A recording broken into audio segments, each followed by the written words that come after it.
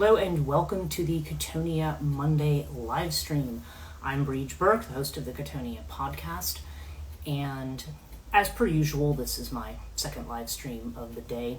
On Mondays, I do two. It's my day off, but this is when I do live streaming, and this is where I like to catch up on stuff that's either connected to the podcast for this week, to give updates on what's going on with Chthonia, and also to delve into whatever topics have come up in the that are somewhat current. Like I said, if it's not a podcast week, generally some other topic that is connected at least tangentially to the podcast. So this week I'm going to start with some of my updates, and actually the news has brought me two. News and my inbox, I should say. The second one I haven't seen too much about, but there is a. Let's turn the sound down here because people keep texting me over here. So I want to talk a little bit about these items in the news. I alluded to them in the mention of the live stream promo that I did on Instagram, and of course I did it really late today. I did it about 11:30. Because, if you watch the morning live stream that I do on the other channel, I kind of explain what kind of a night I had and so forth. I taught a class, and then I went out to dinner with one of my friends, and got some really bad batch of beer. It's one of my pet peeves is if I go out to a place that's a brewery or a microbrewery particularly, and they don't clean their taps. I mean, regular restaurant, same thing, but I mean, clean your taps. I mean, it was like I was so sick last night because and the thing is, part of it is my own fault because I should have known better. My friend and I were talking, and I had a porter, and because I always drink dark beer. I don't do IPAs. I don't do light beers. I don't do anything like that. I guess the only occasionally I will do a one of the Belgian beers. I'll occasionally do like one of the more citrusy ones. I think they call that Hefeweizen, I think is what they call it. And I will occasionally do, I will do a bitter, but I don't like IPAs. Those are too bitter. So, but I do like my porter and stout. And like I said, when you're going to a microbrewery, they usually, this particular one, they have a huge selection from multiple countries. They have their own, and then they have some others. But in any case, their taps were, both of I had one porter, and I was like, is there something suspicious about this? And then I had the second porter. I had a different one. I told the guy I don't want the same one, and so he had recommended another one. It was kind of a German dark, and they tasted identical. And I was like, you know what? I should have stopped right then and said, excuse me, where's your bottle list if I actually wanted to have something else, or I should have switched to water or something, because it was because it has this kind of sour caramely taste. And I've had this in several places, and there's many breweries here, microbreweries in New Jersey, that I have been to, and I will not drink their beer again because I've had that experience in at least 3 different places where they're not cleaning their taps. So, and again, I don't know the process involved. I don't know if there's a problem with, there's not enough people around, not enough time, and, it's too long of a process, or maybe it's just because it's porters and people don't drink more of those at this time of year, they haven't cleaned those. I don't know. All I know is I was so violently sick last night from that. And it wasn't the food. The food was fine, but it was just the beer. Anyway, I was not really pleased about that. And it's just my whole thing of, clean your taps, please. If you had an inspector come in, you have to have a clean kitchen, right? You have to have clean bathrooms. You should have clean taps too. So, anyway. Other Chthonia updates. I got in the post today. I finally got my prasadam from the Sri Vidya temple and my Varahi. This was from Varahi Navaratri Puja. And so I always, because it's too far for me to get to, I always will have the prasadam sent to me. So that just arrived in the post today, along with my car registration and something telling me that Ticketmaster has had a data breach. So those of you who buy concert tickets through them, apparently they've got names, credit card numbers. Now, it's been a very long time since I bought concert tickets, and I'm very doubtful that if anybody got that credit card information, that it would even be valid or up to date at this point. So I'm not terribly concerned about it. I'll probably do credit monitoring anyway, but I'm not horribly concerned that they have any kind of current credit or credit card numbers. Probably I used to use like maybe it was my old American Express card, and I've since gotten rid of all of those cards. That I have very, very little in the way of credit right now because I don't want a lot of open credit card lines. So, but anyway, if you have Ticketmaster, if you buy concert tickets regularly online and use your card, there's this breach and you should be getting a letter. So anyway, that's not cool, but that's the way of the world these days. Okay, so now Chthonia stuff. First of all, the old episodes. I am, in fact, refurbishing the old episodes. I have Lilith done, and I'm working on Night Hag Syndrome. I was going to do just certain characters, but I noticed that my first, the first 5 or 6 in the series are all the ones that I talked about doing, or at least most of them. Hecate is number 9, and that one's in 2 parts. I think it's like 9 and 10 in terms of episode numbers. But the problem I'm having is this. I don't have the original MP3s. I do have all the MP4s. And the MP4s, the old ones were made with Camtasia. And so I can go into Power Director and I can extract the audio. The problem is the audio is very, very tinny. So I need to talk with some people about how to fix that. Because there is a way to fix it, I'm sure, but everything that I have researched online, it either is going to require me to go through the entire track and try to, it's not necessarily going to look for the right thing. I need to talk to somebody who's more of an expert in doing it and telling me exactly what tools I need to use to get that out of there. Once I do that, then I can start posting them again. I'm really hoping for like an August 1st posting, but and start posting the old episodes again, because people have been asking me about them regularly. So, but I don't want to put up something that sounds like it was recorded in a bathroom. So let's see what I can do with that. That's something I'm hoping to work on this week. I do have a very busy weekend. This weekend I was actually teaching, so I'm actually behind on videos and stuff for my other channel, Transition Life Coaching. I'm way behind on that. I have like 6 videos I have to record in the next 2 days for that, and I am going to have to record the new podcast for this week for Chthonia. And I have to go back to the list and see who I'm going to do next, but it was weird. With respect to what today's topic is going to be, I was looking at, they were talking about Jezebel, and I was like, oh, I haven't done Jezebel. I should probably do that one, or at least add it to the list. But we'll see what next week's podcast ends up being. So we'll see. Like I said, I'm refurbishing the old episodes. And the book I was talking about, Chthonia Books Update, the Ellen Jones's book, The Cunning Person's Poetry Apothecary, will be out on August 1st. I've gone through Ingram. She's reviewed the book in terms of the copy editing and all that kind of stuff. The cover was reviewed, and Ingram has accepted it, and they're going to start production on August 1st. So that's going to be the next Chthonia Books publication that's going to be coming out. So, and Ellen is like a really fantastic writer, and she's a fantastic illustrator as well. And this one is illustrated with her prints. So, so it will be, so that one is going to be coming out, and I will put more material up about that as we get closer to the date. Next weekend's going to be super busy for me. I'm doing a dream workshop on my other channel on Saturday. Sunday, I'm hoping to have a call with certain professors, and I'm going to talk about that in a minute. And then Monday, I'm hoping to go into New York City, leaving very early in the morning. So I would not be doing a live stream probably until later the week next week, because because Monday is my one day that I have that I need to go into Manhattan. So and that is actually to see my guru. So we will see, because she's back in the States after when COVID came around. Obviously she didn't come around for a number of years, so now she's back, and so I'm going to go to see her.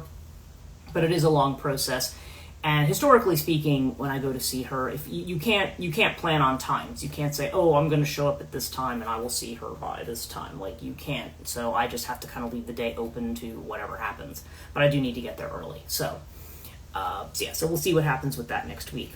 Okay, the other big news for Chthonia is that it's now an LLC. Now, maybe you would have thought, well, gee, you should have made it an LLC a long time ago. But I needed the business to get to a point where I felt like I had all the pieces in it and that they were all sustainable.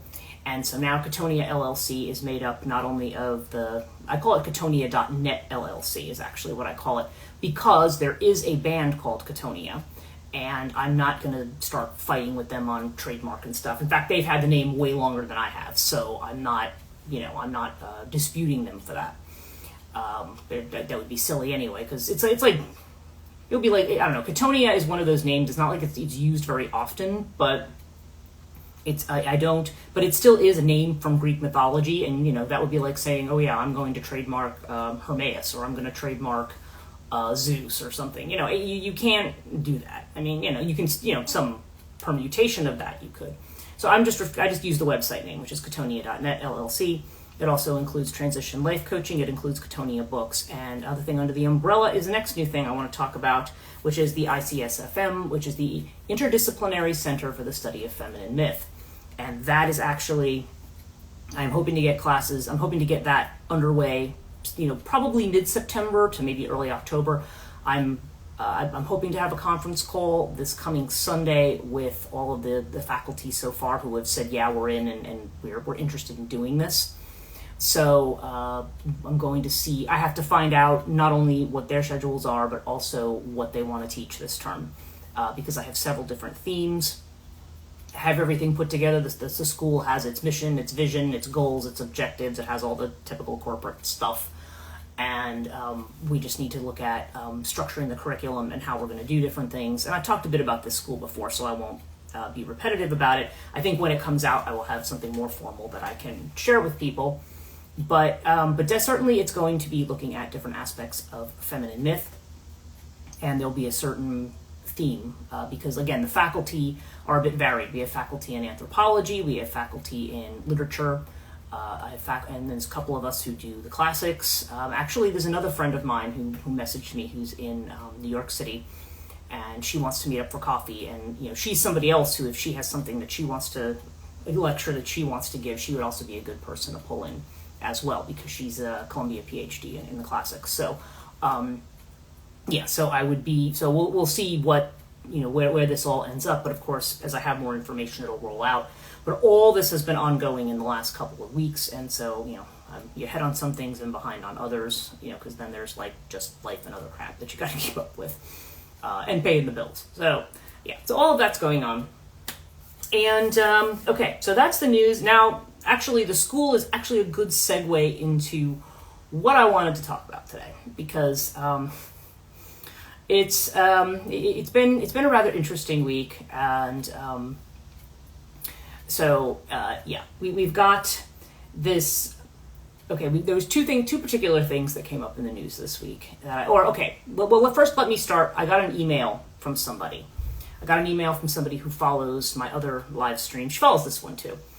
But she had messaged me, and she's in the UK, and she said, people are saying to me, now, of course, we know that right now, and I'm going to call her the presumptive nominee, because I'm still not, this may shock you, I'm still not convinced Kamala Harris is going to be the Democratic nominee, mainly because of some of the Azrael channelings and stuff that I do, again, on the other channel.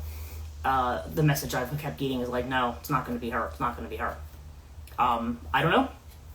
I don't have any evidence that it's not going to be her, but I'm also well aware that the nomination isn't like, even though it seems like she's sewn it up, that there's time for things to change.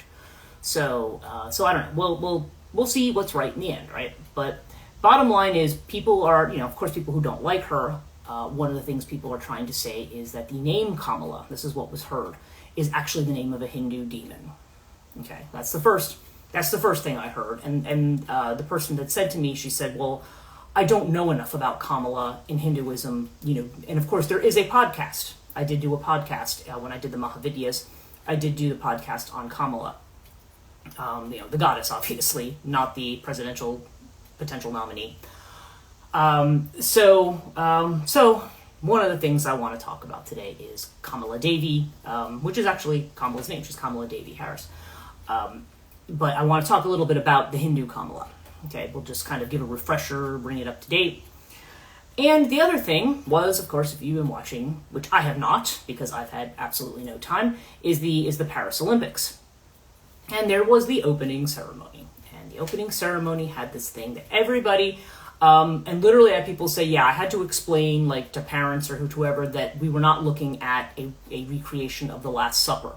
A lot of people thought that the whole thing, and then the guy in blue who actually sat in the middle of it all, everybody thought this was like a parody or blasphemous satanic parody of the Last Supper. And people tried to say, no, actually, that guy is Dionysus. He's supposed to be Dionysus.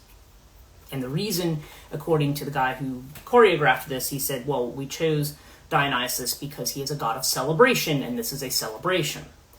But the fact that the imagery of the celebration of the table, the way that it's set up, reminded people of Da Vinci's Last Supper or something like that, means that people just automatically made the association that, oh, this must be their take on the Last Supper, and of course it's not. The reason I say this dovetails nicely with my discussion of my new school that's going to be opening up this semester is that, yeah, I think some instruction in myth and mythical gods and mythical stories from not only ancient ones but even more current ones are probably not a bad thing. I mean, of course, the people who want to call everything satanic are probably not people who are actually interested in that kind of education. Let's be real, because years ago I remember when I teach Introduction to Religion. One of the things, now it's called Understanding Religion at the school where I teach it. They're generally the first class we talk about what is religion, what exactly does that term mean. And there was a video I used to show in connection with it a long time ago. I'm not even sure if it's still up, but it was from Dan Dennett, who's an atheist. And Dan Dennett had talked about religious education in schools. And he said he was actually a big proponent of religious education in schools, which might surprise you because he's an atheist. But to him, he's not talking about theology, and a lot of people confuse that. So if I say I'm a religion professor, people think, oh, you're teaching New Testament or Old Testament or Christianity. I said, no, I'm not teaching any of that. I'm teaching religion, as in, what is religion? What exactly is it? What exactly mean when we talk about a god or about gods? What's the difference? We talk about rituals, we talk about scriptures. What role does all this play? And the second half of the course kind of delves a little bit more into the sociology of religion. Okay, how religions impact on women, religions impact on, different. There was actually a whole thing on religion and how, and the internet and how that affected things. On secularism versus fundamentalism, how does that affect things? And certain political ideas about religion, and also ideas of evil, and also soteriology, which is the salvation theory, salvation versus liberation. Are they the same thing? What's the difference? That's the kind of stuff I teach. Okay, and I've been teaching it for a long time. I've been teaching it since 2008. I've been teaching this class, so it's been quite a long time, and I've made some changes and updates as I go along. But here's the thing. So when we talk about teaching religion in that way, it's like, teaching the basic facts about religion, not teaching, and teaching some of the history, not a particular theology. It's kind of the point there. So Dan Dennett had said, when he floats this idea, he gets a lot of pushback. And he said, but you'll be surprised who I get the pushback from. And now maybe people watching this today might not be surprised. But he said, he had asked the question, he said, who do you think I get the most pushback from atheists or from conservative religious people? And the answer was conservative religious people. They don't want religion taught in school, weirdly enough, because now you're hearing about cases where they want Bibles in the classrooms and stuff like that. I mean, America's kind of going a little off the rails with the freedom of religion thing. But that aside, that's not my topic for today. There is, the idea that one would say, like, okay, here's all the basic facts about Judaism, here's all the basic facts about Christianity, here's all the basic facts about Islam, Buddhism, Hinduism, blah, blah. We just feel that nobody should do, the biggest pushback is not from other atheists, but he has it from people who are very conservatively religious, because they don't want to, quote unquote, taint the purity of faith. Okay, in other words, what we've taught you is what we want you to believe, and we don't want you to listen to those other people, because that's kind of how that works. And people who get involved in fundamentalism and fundamentalist systems often do so. I mean, yes, people might be born into a family like that and just kind of go along with it as a tradition, but fundamentalism really it's the idea of simplifying things or stripping it down to its essence, the fundamentals, right? but really it's just basically a way of saying, I'm afraid of difference, I'm afraid of things happening in the world, and life is too scary, uncertain, and complicated, so I want somebody to give me a step-by-step, these are all the steps I have to follow, and these exact things that I have to do to be a good person and to do the right stuff, okay? Fundamentalism really comes down more to that, and that means anything outside of that, is is taboo, it's satanic, it's whatever. Okay, so this is the kind of rhetoric that's ramping up. I mean, people are talking about Project 2025 in the U.S. and the fact that it's basically a Christo-fascist kind of manifesto, and just call it what it is. And as a policy statement, it's pretty horrifying. But that's just it. It's this very, very conservative thing, and of course, I'm here to talk about women, and I talk about the dark feminine. So to me, I'm saying, okay, well. Yeah, it's not surprising for me that some of the rhetoric that we are seeing around Kamala Harris and some of the rhetoric that, even that we were seeing around the Olympics, which was kind of where I started here, is that it's, what they're doing is they're not looking at the mythology, they're looking at it, or they learn one little piece of it and they assume it means this. And hi, how are you? I haven't seen you in a while. Glad you joined me. And hello to everybody, by the way. I'm just kind of rambling on here, and I haven't been saying hello to the people who have joined. So anyway, apologies for that. Hello and welcome, and thank you for joining me. So the two things I really wanted to talk about today was I wanted to talk about Kamala Devi and who Kamala Devi is. Now, again, when I say that, I don't mean the presidential candidate nominee. I don't mean that. I'm talking about the name Kamala and where that name comes from. And like I said, the fact is that I was getting emails. Actually, I'd gotten the one that I had mentioned, but I've gotten others too asking me about, is Kamala a Hindu demon? Because that's the way she's trying to be portrayed. Because obviously, that was where I got the idea. I mentioned Jezebel earlier. I was just kind of looking to see if I saw something out there about people talking about Kamala, the name actually is a demonic name or whatever rubbish they're saying. I actually went to go look and see but there's other pastors who are calling her a Jezebel, which is actually pretty hilarious in my view. Mainly she's an unruly woman. She's not a woman who is following along with whatever the script is supposed to be. People are picking on her for being quote unquote childless, and I'm like, well, most American presidents that I know never bore children. And of course, they're all men, but it's like I don't see what that has to do with anything. It doesn't. But it's really interesting because I'm seeing I always talk about people feel threatened by the dark feminine, right? Or the feminine. I mean, not even just necessarily in terms of any kind of appearance, but just the idea of that dark feminine as being sovereign, as being independent, as being not necessarily representation of that kind of Virgin Mary model of femininity, and how that's threatening. And it's so interesting now because now we're seeing that now that we have a female presidential nominee who is actually a Black and Indian woman. She is very people are it's like people freaking out about that, and of course because the only thing that people are attacking her on is basically racist and sexist stuff. So but it's interesting. But really, not to sort of get off on the whole political tangent, because I don't want to make this a political. I never want to. I delve a little bit into it in as much as it affects my subject. But what I really want to talk about today is I want to talk about Kamala and who Kamala is. Like I said, I do have a podcast on Kamala, but the goddess. But I will talk a little bit about that. And the other thing, like I mentioned, was the Olympics, so I want to talk a little bit about Dionysus and this as being a Satanic Last Supper that they did at the beginning of the Paris Olympics. So we're going to talk a little bit about both of those things, because both of them are, just from my perspective, it's like I don't know whether I want to laugh or whether I just want to facepalm, because especially since we're seeing a lot of this anger towards, like the Olympics thing, it has to be, a lot of the anger is coming from America. And I'm like, you realize your lack of knowledge about stuff is showing by by looking at this opening ceremony, because the Parisians are like, no, actually, this has nothing to do with the Last Supper. I mean, other than that, Dionysus worship was contemporary with that time frame. And so anyway, we'll talk about one thing at a time. So the first thing, let's talk about Kamala Devi.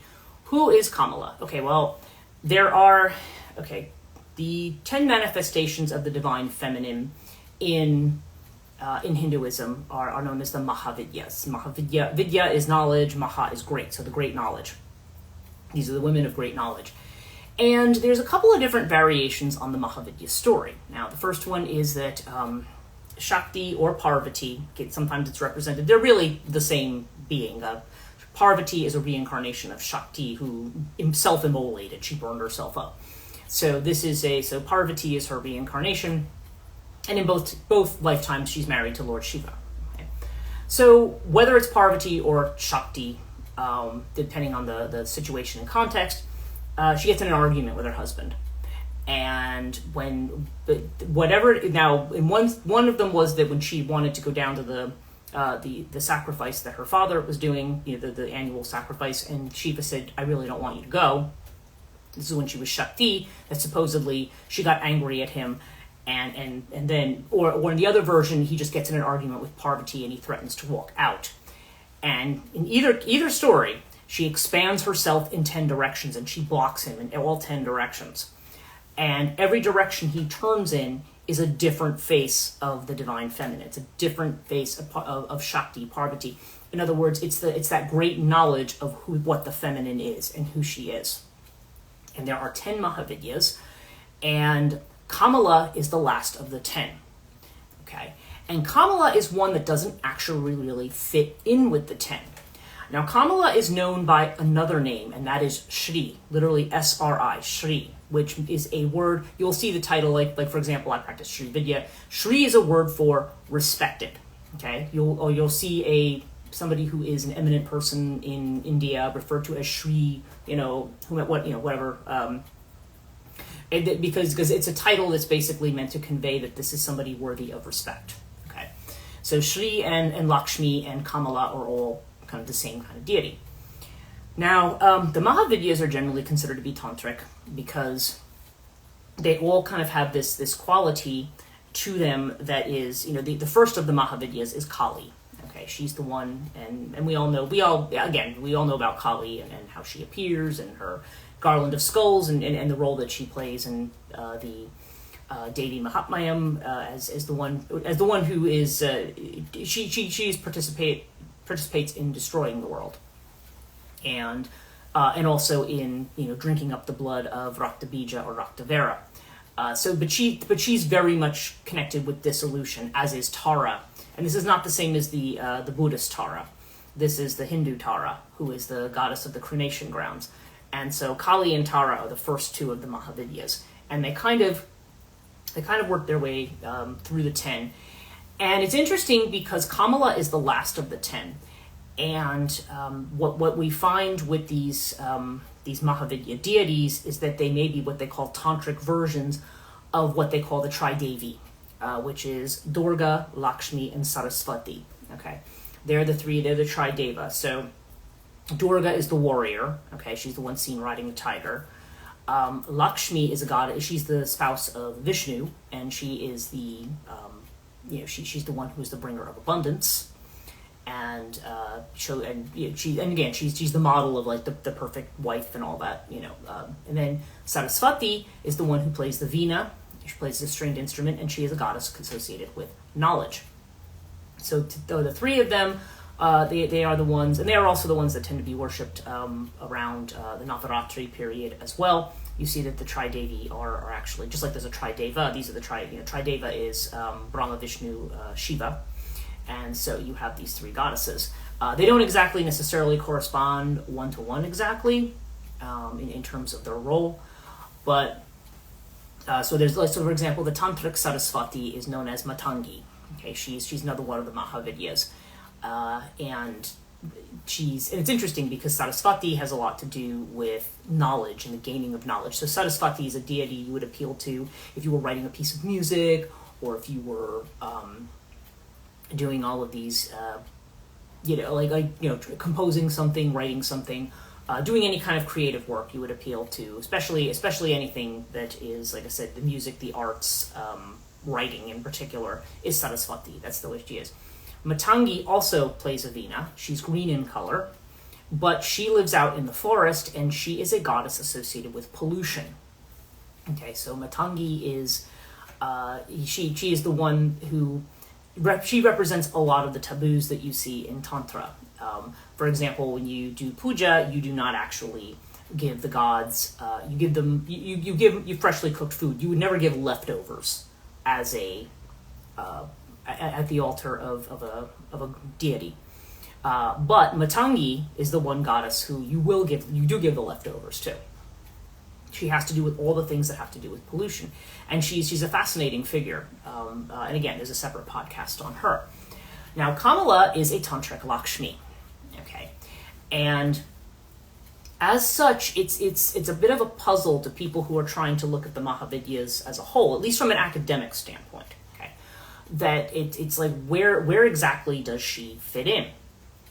And one of the things that's been noted is that because she's number 10, and if Kali is 1 and Kamala is 10, that she is, I don't want to say, some of them are calling her the weakest, and I don't think that that's really correct. It's just that what she manifests and what she represents is the farthest point away from what Kali represents. Because Kamala is the one deity who has to do with creation, with creativity, with abundance. Okay? She is Lakshmi, that is what Lakshmi represents.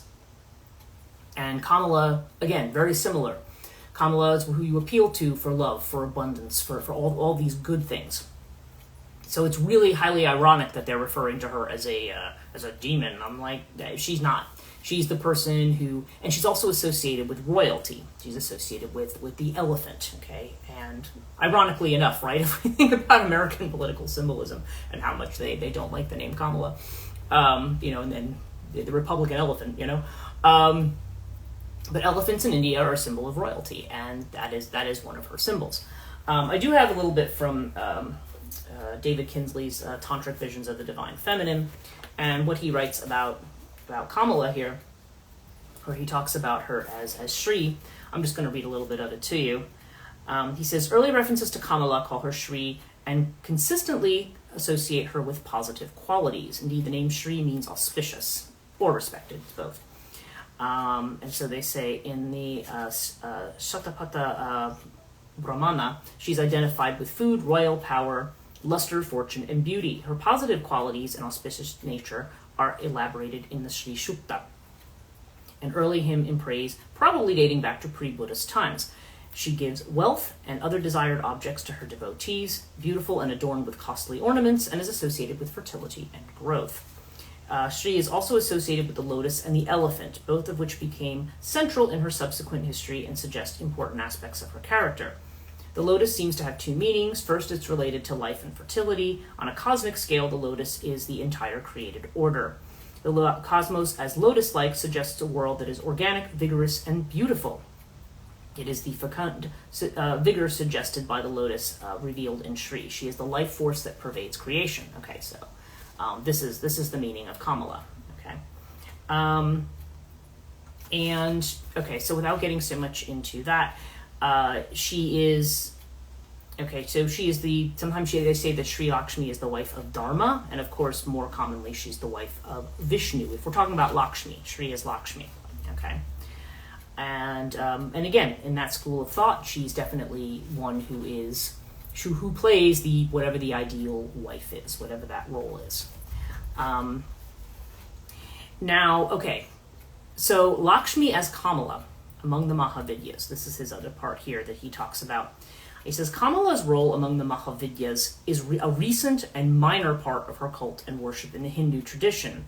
Unlike other Mahavidyas such as Dhumavati, Bagalamukhi, and Matangi, who are barely known outside the Mahavidya group, Lakshmi is ancient and extremely popular goddess, worshipped throughout India in a variety of contexts and sectarian movements. Indeed, her inclusion among the Mahavidyas is not easily explained, and her place in Tantrism, the primary context of the Mahavidyas, seems somewhat out of character. It is also clear that Kamala has been selectively appropriated as a Mahavidya. That is, her iconography and her descriptions in dhyana mantras leave out certain aspects of her character and minimize certain roles that are important in her history and cult. Okay, so for instance, it's striking that she is never shown or described in her dhyana as accompanying Vishnu. Okay, so that's the first distinction between Kamala and Lakshmi, is that if Lakshmi is seen as the wife of Vishnu as a Mahavidya, I mean, she might be seen as the one who is appealing to Vishnu or beautiful to Vishnu, but they're not seen as a couple. Okay, she's independent, she's on her own. Okay, so Kamala is sovereign from her husband, or, assuming that if she is Lakshmi, that Vishnu is her husband. Not mentioned as a Mahavidya. Says her association with elephants persists. In Mahavidya iconography and written descriptions, she's flanked by 2 or 4 elephants pouring water or nectar onto her from golden or jeweled containers. Thus, the Gajalakshmi motif, one of her most ancient aspects, remains central in her Mahavidya form, and Gaja referring to elephants. As symbols of sovereignty and fertility, the elephants convey Lakshmi's association with highly desirable qualities, which are often sought after or mentioned as rewards in the Phalastotras, the hymns concerning rewards that conclude the Mahavidya liturgical texts. So she sits alone on a lotus in the middle of a pond with neither Vishnu nor elephants. And this is expected in the context of the Mahavidyas, where a premium is placed on the independence of the goddesses. For the most part, the Mahavidyas are powerful goddesses in their own right. Their power and authority do not derive from male deities. Okay. Rather, it's their power that pervades the gods. Yes, the Shaktis, it's their power that the gods, are able to function on. That is the thing about it. And that's one of the things Shiva discovers, is that really Shakti is part of him. That is the thing that gives him the life force. That is what gives him his power. All of the devas have their power. You'll notice in Hindu epics that when battles go on in these epics, with the Asuras, who are actually what they consider to be demonic in Hinduism, they are battling against the Shaktis. They're not battling against the men. They're battling a lot of times against the female manifestations. The gods send their Shaktis into battle. So it's so Kamala falls into this, and that's another difference that she has between what we think of as traditional Lakshmi and Kamala, is that Kamala is someone who is she's portrayed in a more ferocious aspect as a Mahavidya, because they all do have a somewhat ferocious aspect. And it says the fearsome qualities she associated with, which are lacking in the cult and worship outside of the Mahavidyas, her stotras call her Kalaratri, she who wears a garland of skulls, she whose form is very terrible, Gora, which is just another word for, that's one of the names of Devi, as in an awful or scary kind of form, and Bhima, which is terrible, or Tamasi, which is darkness, literally she who is the Tamas Guna. Now, I don't know if somebody picked up on this aspect of it, and that's what made them decide that Kamala is a demon, but these particular attributes of Kamala are very much, they're suggestive of her as having that warrior nature like Durga, or like some of the other goddesses. And what they're making war against, it's funny, they're actually making war against what Hinduism thinks of as the quote-unquote demonic. Okay, they make war against it. They make war against those forces that drag people down, drain them of their energy, and have them lose clarity about their own nature, about their own connection to things, where people get focused. There's not a disavowal of the material world, but when the grasping for power, when greed and all of that kind of stuff takes over, when avarice, addiction, when all of that takes over, the Mahavidyas are there to kind of really in particular these Shaktis who do the battle, they're there to restore that balance. To restore. So it's like, no, because when you focus too much on those things, you are, in another way of thinking about it, it's almost like you're the living dead, because the only thing you're living for is stuff. You're not actually living according to your own soul and the nature of your own soul. You're living according to something else, and towards something that is more temporal. And again, that's not to say, because in Tantra certainly they're saying, well, both the temporal and what we think of as the divine, both have a place, and they're both divine in their own right, in their own way. But it's a matter of being in the flow with those things and not letting them become vices that overtake you in such a way that it's not even just so much about worshiping the gods or not worshiping the gods. It's more about the way in which you disenfranchise yourself when your whole life is lived for these things that are just going to fall apart anyway. Like, it's more about having a focus on what's really true to you. And so this is what the deities do. They kind of bring you back into that space where you have the clarity about who you are and about what you have to give and what you have to offer. Okay. So it says Kamala is also identified. Let's see. So some of her other names. Sorry. Let's see. In the Pantaratra tradition, where Lakshmi assumes a preeminent cosmic role, several epithets include her elevated posture: mother of the world, creator of all the gods, mistress of all, Mahashakti, Pranashakti, which is the life principle, Mahamaya. She was situated in the middle of countless universes, whose form is creation, who is the cause of creation, who is without support, and who is the form of the highest spiritual bliss. Okay, these are all names associated with Kamala, Lakshmi Kamala. And it says, but she can also be identified with other Mahavidyas like Matangi, Dhumavati, Tarini, Bhadrakali, Mahakali, and Bhairavi. So it's interesting. So, and then he mentions the idea of the 10th place, and he says Kamala is the last of the group. It's not whether it's an inferior or superior position, what he said he was told, those who practice Varanasi, they say that the 10th position is an indication she is inferior to the other Mahavidyas and represents realities that are distant or opposite from Kali, who is taken to be the ultimate or highest expression of truth among the Mahavidyas. Okay. So in Kali and Tara represent the truth of that which is beyond Maya, that which is beyond illusion. Kamala, as one of the Mahavidyas, is the one who is kind of that bridge into Maya, a bridge into the world that we live in. So therefore, it has more to do with the things that may obscure our vision of what the clear vision of the universe in its most I don't know what you want to say, in its most naked form. I don't know, it's a really weird way to say it, but you know what I mean, like in its clearest form. But the thing about the clearest form of the deities and of the deities is that they are that form. If you really see the real form of them, that they're actually terrifying. So for instance, in the Bhagavad Gita, when Krishna shows his true form to Arjuna, it's called the Vishwarupa.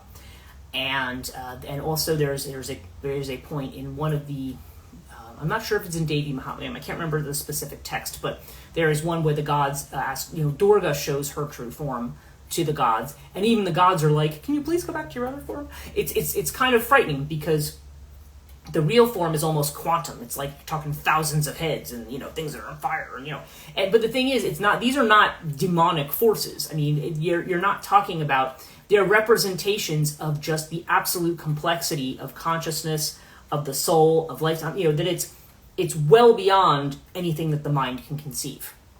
And so these images are meant to kind of give you a very, very bare approximation of what that, of the magnitude of the power of these, in their real, true, pure, like, I don't even like the word pure, but just in their absolutely, their clearest form of what they actually are, rather than the way that our minds interpret them. And most of the time it's just like, please, we don't want to look at that. It's overwhelming. It's too much. Okay, so Kamala, okay, as a name, I would say just overall, she generally represents this. She's the most auspicious form. She's connected to Mahalakshmi. There are aspects of her, like the other Mahavidyas, that are warrior aspects, and that are associated with those things. But this is just, like I said, this is just the very mind. This is just her Mahavidya form, because this is what the Mahavidyas are. They're very fierce, and they're also very independent.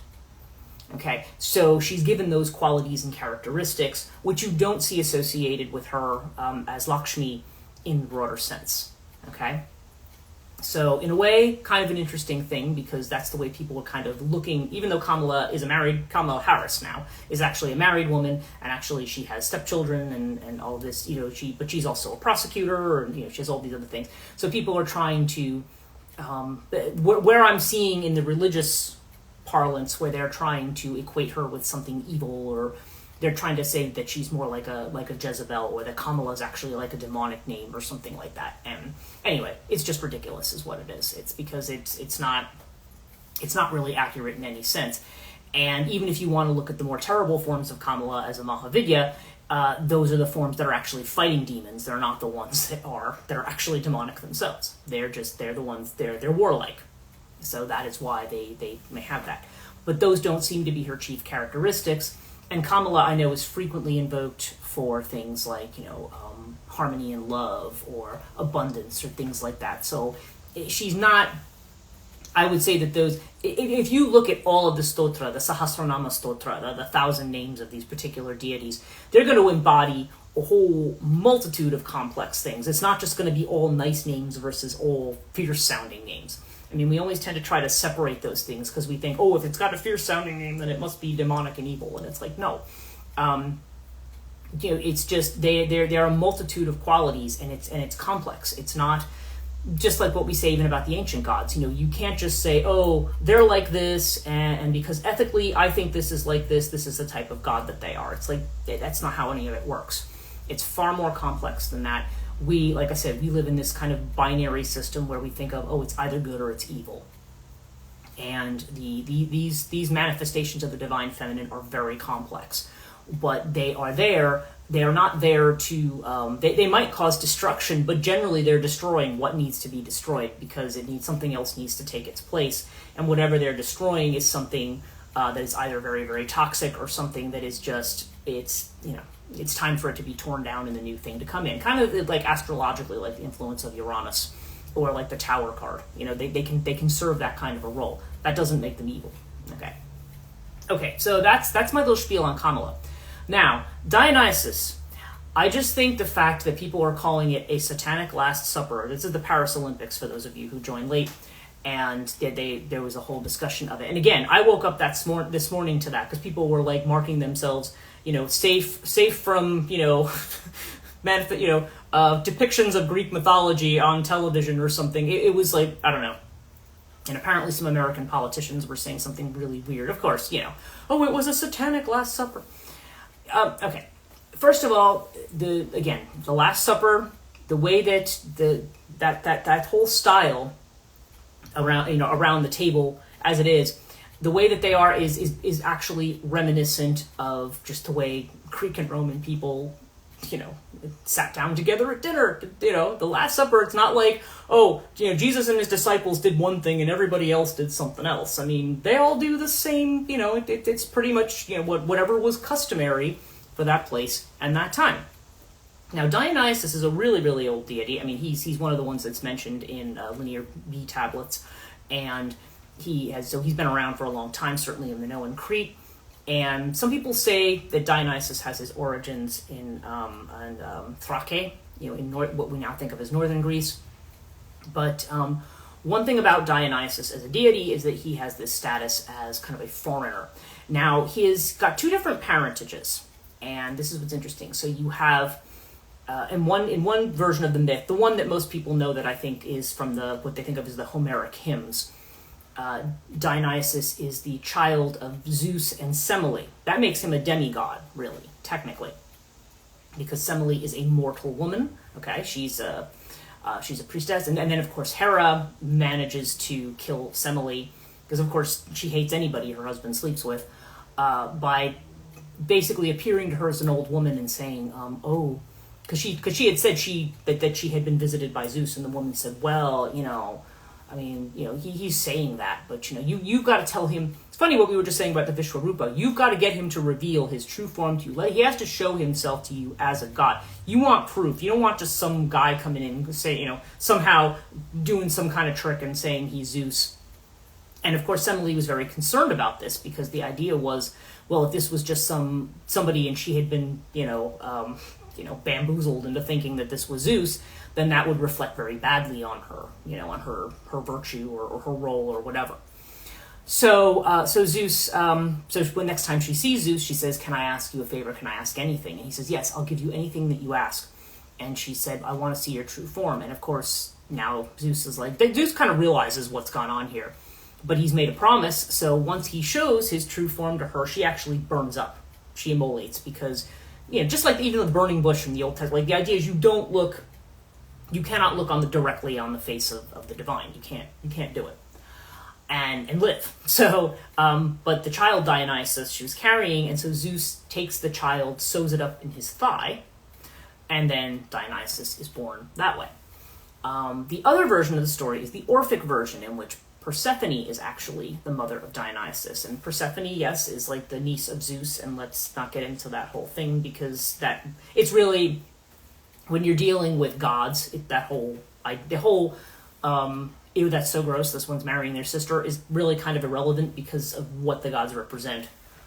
They're forces, they're not people. Okay, we always tend to think of them as people because we look at them as personalities, but they're not people. Okay, so anyway, Zeus and Persephone, and then supposedly this Dionysus is appointed as the successor to Zeus. Okay, so Dionysus in that particular mythology, he's the infant, and just as Kronos was the successor of Uranus, and then Zeus was the successor of Kronos, Zeus appoints Dionysus to be his successor. In other words, he's a son of God, okay? In another way of looking at it. He's the son of the king of the gods. And he is appointed as the next king, sort of, in a manner of speaking. And the Titans, who have been around much longer, get very, very jealous. So they take the infant Dionysus and they lure him away with toys. And basically they cook him, kill him, and eat him. Okay, they eat his flesh. And then Athena and Zeus come and they rescue what's left of him, including his heart, and they manage to reconstruct him. So he dies and he's reborn. And of course, Zeus punishes the Titans by striking them all with a lightning bolt, and they turn to ashes, and out of those ashes, mortals arise. Now, that's the Orphic cosmogony, okay? This is the Orphism and the Orphic cults, the mystery cult. This was their version of the creation myth. The one that Hesiod tells is going to be quite different. That's that version. So Dionysus is supposedly this savior figure. Now, if we look at the stories of Dionysus, the Dionysus Semele stories, really what Dionysus spends a lot of time doing is trying to establish credibility as a god, because he is the god of wine. And the interesting thing is that the idea of theos, okay, we have the words theological and stuff like that. Like theos has to do with experiencing like the direct presence of a god. Okay, and that was not a typical thing. When you worship the cult of the 12, it's like, okay, it was a state cult and they made all the official sacrifices and blah, blah. Like, it wasn't any kind of direct interaction. Nowadays, when people practice paganism, they always think of themselves as having, like, this personal relationship to these deities, or they think of themselves as being, strictly devoted to this particular deity. And if I worked with this deity, but now I'm working with this one, and I hope that one doesn't get mad. Like, I hear that a lot, and I'm like, that's not how they work. There's not this direct relationship with the gods, but Dionysus is an exception, because the idea is that by drinking wine, you are possessed by the god. Okay, so that's the first like mystical experience comes through Dionysus. So it's really not surprising that Dionysus becomes the chief deity of the mystery cults. Now, I wrote a chapter for a book called De Natura Fide, which is about on the nature of religion. It's part of a 3-volume set. But I wrote a chapter on Dionysus as the bridge figure between what we think of as archaic religion and what we think of as modern religion. Because Dionysus is the first one, the mystery cults, in this idea, Dionysus actually goes to the underworld to fetch his mother Semele and bring her up to Mount Olympus. And he actually replaces Hestia or Vesta on Mount Olympus. And so he becomes the 12th Olympian, interestingly, even though he has this very kind of Chtonic association. So he's the one who kind of rises up to Olympus. Point being is that there's a lot of scholarship that suggests that Dionysus is actually the model for Jesus, weirdly enough. Okay? You would think a god of wine who's associated with orgiastic rites and stuff. The Dionysian festivals were actually, especially when they were taken over by the state, this is where you actually had the Greek tragedies and comedies and things. The things were written, they would have competitions. And within these kinds of things, this is where it was okay to like make fun of the people in charge and stuff. Like it was a day where people were allowed to kind of cut loose and to do wild drinking and like I said, satirize the people who normally you couldn't you couldn't talk about them that way. It was basically a freeing thing, and the people who were the leaders of those rituals were the people who were the lower classes, the people who were in the slave class. Women, people, in other words, people who normally would not have those positions in a temple were now the leaders. So this was something, again, this is why these kind of festivals were considered to be, could be threatening in a way, but the idea was that by giving people regular festivals and an outlet for that kind of energy where they might, say, resent the people in charge, or where they might, want to break out of normal social expression, they had a place for it. This was carried on up until the Middle Ages, roughly, when you had the jeux de paume, as Jung calls it, the carnivals, where you would have, like, they'd take a donkey or an ass and they would make it into a pope. They would do, like, stuff like that. And eventually the church said, no, when no more of this for religious festivals. We're not celebrating them that way. They should be sober, quiet times for reflection, and that's the way we tend to think of it now. We think of, it's blasphemous if you do all of this. And what Jung had said about it was he had said, as soon as they did that, they threw the gates to hell wide open, because now there's no outlet for that. We all have those impulses, and again, all those impulses are part of who we are, and now it's a denial that that's part of who we are. That's something, we have to bury it in social contexts normally anyway. Now you have to bury it even more because there's no outlet for it. There's no socially acceptable outlet for it.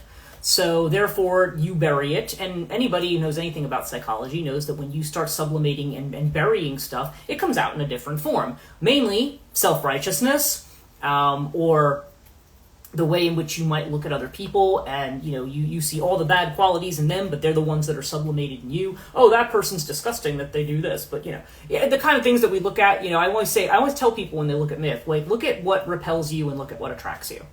Those two things are going to tell you something about what's buried. Okay? So where do we have this way of, and that's why I'm a proponent. I'm like, no, you need to have the emotions and the feelings that you have. You can't, the more that you sublimate, if you don't give yourself an outlet for this, if you want to enjoy something, enjoy it. Don't be like, oh no, that's bad, I shouldn't do that. We all have that kind, and then the Western concept of sin makes it even worse. So it's really interesting though, because the Jesus mythology, okay, because a lot of this is supposed to come out of Christianity and Christian thinking. The Jesus mythology comes probably out of, is partially somewhat out of Mithras and Mithrian thinking, mythology or thinking, but also out of Dionysus as well. Dionysus is probably the model for Jesus. And I wanted to read a couple things. There's another Algora book. My book is out in Algora Publishing. This is another Algora book from 2003 by Rosemary Taylor Perry, and it's called, you'll love the title, The God Who Comes, and she doesn't mean it that way. But nonetheless, she talks about the similarities between Jesus and Dionysus, and I actually had the chapter here. So I'll just read to you what they are, at least the ones that she lists. She says, first of all, there's semi-divine births of both, meaning Jesus and Dionysus, where were celebrated with late midwinter nativity festivals. Christ's birth was not originally given as December 25th, but as January 6th, what we now think of as Epiphany, which also was a festival of Kore, or Persephone, as well. The date on which is still celebrated by the Eastern Orthodox Church, that's Orthodox Christmas, is the Epiphany. Both claim a divine as well as human lineage consisting of famous and heroic ancestors, or as gods of eternal life. Yes, because there's a whole, one of the Gospels makes a whole big thing about Jesus' lineage, okay? And similarly, they both have it. And Dionysus, a lot of his stories are about him trying to convince people that he's a god, They're all... Euripides' Bacchae is about that. Pentheus doesn't take him seriously as a god, wants to arrest his followers, and then terrible things happen to the people who don't acknowledge Dionysus as a god. But anyway, there's a desire of both deities for spontaneous, unprompted recognition as sons of God. So, for example, what Jesus says, "Who is it that you say that I am?"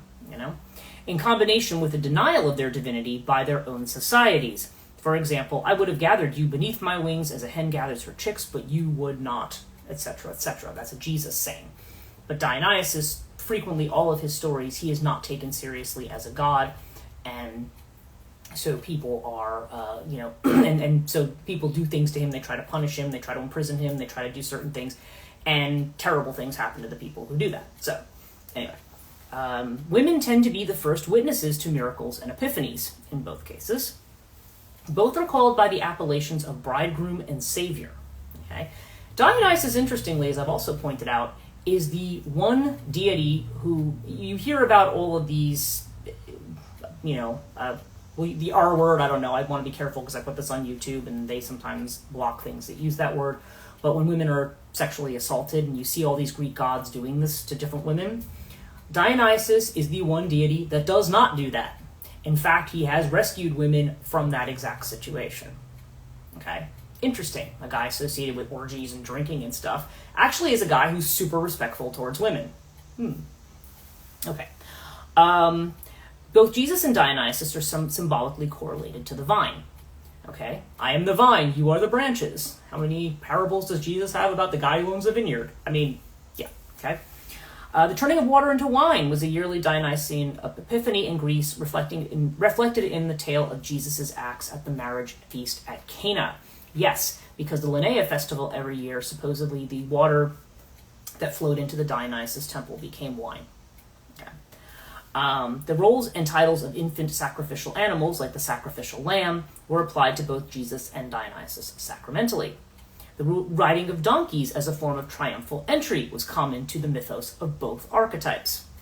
Both were identified as grantors of eternal life through similar symbols. The phallus, as previously noted, was a Dionysian symbol of life, eternally regenerating itself. The fish symbol was used by early and modern Christians to distinguish themselves, and even though they talk about it being the Greek name and the gematria and so forth for ichthyos, but we see the fish as this kind of symbol of life. According to most mythographers, the fish, the phallus, and the snake are interchangeable symbols of the life force which gives life to the soul. Okay. In Hellenic Greece, as well as elsewhere in the ancient world, the pig was believed to have the ability to absorb evil from humans like a sponge. In the Hellenic mystery rites, the pig was used in this manner. Yes, because if you were going to be initiated into those cults, you had to sacrifice a pig, usually a piglet. The Greek authors of the original New Testament, which is where Jesus drives a legion of demons into a bunch of pigs, okay, may have had this ancient practice in mind when they wrote of Jesus transferring evil spirits to pigs. And finally, she mentions both Dionysus and Jesus were capable of traveling from the underworld to the heavenly realm. Why can't I talk today? The heavenly realm. And where both were considered sacrificial gods whose worship made blood sacrifice obsolete. Okay. As Nonnus related in pre-Christian writings, the Lord Bacchus wept to still the tears of mortals. Okay, reminiscent of Jesus' experience in the Garden of Gethsemane. Okay, because we talk about the harrowing of hell, where Christ dies and then goes down and releases all the righteous souls from hell and brings them up to heaven. Similarly, Dionysus goes down, gets his mother, and brings her back up to Mount Olympus. Okay. So these are just some examples, and as she has pointed out, there are probably many, many more. So, anyway, just the idea of this Satanic Last Supper. Well, first of all, it's not meant to be a Last Supper. It's just representing this Dionysian ritual, which apparently people here don't seem to know anything about. Or let's just say a lot of people don't. And again, it's to my point that, mythology and stuff like that isn't taught. Probably wasn't taught to our parents.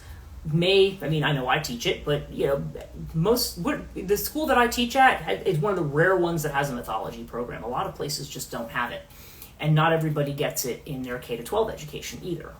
Again, some do, or they might get a little bit of it. Or most people get it from like Disney, Percy Jackson, that's where they get it. And again, those are fictionalized accounts, or they are kind of repurposed in a certain way, and they're not necessarily true to some of the original accounts that we have. So people do get some incorrect ideas about what the stories are because, I saw Disney's version and this happened. I'm like, okay, well, Disney took some license with that. That's not, that's not what happened. Percy Jackson makes Athena have children, and I'm like, no, she's never had any children. unless you think of the first king of Athens supposedly having a connection to her, but it's not like a real. She never had any children. So anyway, it's there's this. So the first point is just being that it's meant to represent a Bacchanal and not the Last Supper.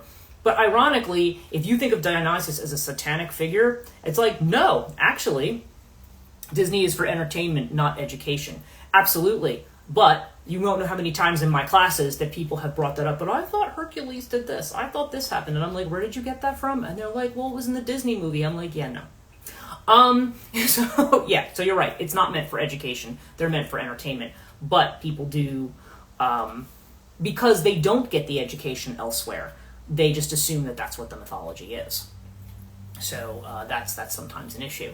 So but Dionysus is also a representation of Jesus. So that's why I think it's really kind of funny that it's funny and there's a lot of funny, ironic kind of stuff in these two things. So anyway, we're a little bit after 1 now, so I'm probably going to close at this point. And thank you for everybody who has joined me. Like I said, I haven't been able to say kind of hello as people were coming into the room, but I appreciate everybody who's joined today. And if you arrive late or missing things, I am going to have the recording of this available so that you can watch. But again, today's subject was primarily, I was talking about some of the, like I said, the emails that I've gotten about people saying that the name Kamala, again, referring to the candidate Kamala Harris, or I should say the nominee Kamala Harris, that she hasn't been officially nominated yet, people are trying to say, oh, Kamala is the name of a demon. Okay, that was the one thing that I had heard. And so I wanted to give a little backdrop on, no, this is actually who Kamala is, and these are the attributes of her as a Mahavidya that might confuse people, although I doubt that they even, or maybe they saw something like that and then thought, oh, see, that's evident, but that's because they don't understand what the Mahavidyas are. And the second being, of course, this whole hoopla over the blasphemous Last Supper, and I'm like, A, it's not the Last Supper, and B, that's really kind of funny because that you would think of Dionysus as like a satanic thing because, and truthfully, there are aspects of Dionysus that sometimes also have been conflated in that area, but he's certainly his mythology is probably a model for the mythology that surrounds Jesus. It's at least part of it, so probably a good section of it. But he was a beloved figure.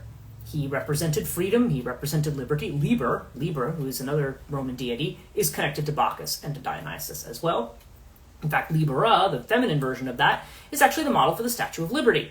So, has a lot to do with freedom, but also has to do with salvation. One of the first deities having to do with salvation and direct experience of God. So, really just kind of interesting, and when I hear some of these things that people say, it just, I don't know. Like I said, I don't know whether to be amused or whether to facepalm or whether to just say, take a deep breath and focus on education, But again, as I mentioned, I have this school that is going to be starting this fall, which is going to cover mythological topics, but it's going to do it probably in a more thematic way. And I'm hoping to have a meeting with those professors this week. I mentioned that at the beginning, so that will be very, very cool. And a lot of people seem to be looking forward to the idea of having a school like this, which I'm going to try to keep as inexpensive as possible. There may even be a Kickstarter coming up for the school, but I want to have everything nailed down with the people who are participating first, and then I can actually start, looking into how I'm going to set that up. And as I mentioned earlier, Chthonia is now in Chthonia.net, actually, at the website, and now an LLC that actually covers the publishing company. It covers my transition life coaching work, and it covers this new school that I'm forming. So anyway, but it's interesting that kind of fitting that as I'm trying to put this school together, I'm seeing these things where I'm like, wow, there's a need here for mythological education, and maybe even just general religious education about just, like I said, just the facts, about what's actually there. But on the other hand, I'm also well aware that not everybody deals in facts. They just kind of like, I don't know. They just want to, if it's a negative thing that they feel scores a point, then they just want to look at it that way in spite of the facts. So there's that too. Anyway, thank you guys so much for joining me. I really appreciate it. I hope that this was enlightening, that it made sense to you. And of course, I will be joining you again next Monday. And of course, every morning at 6:30 a.m., I'm on the transition.life.coaching Instagram, doing my morning coffee live stream there. So, you're welcome. And like I said, I hope you enjoyed this, and I hope you guys have a great week.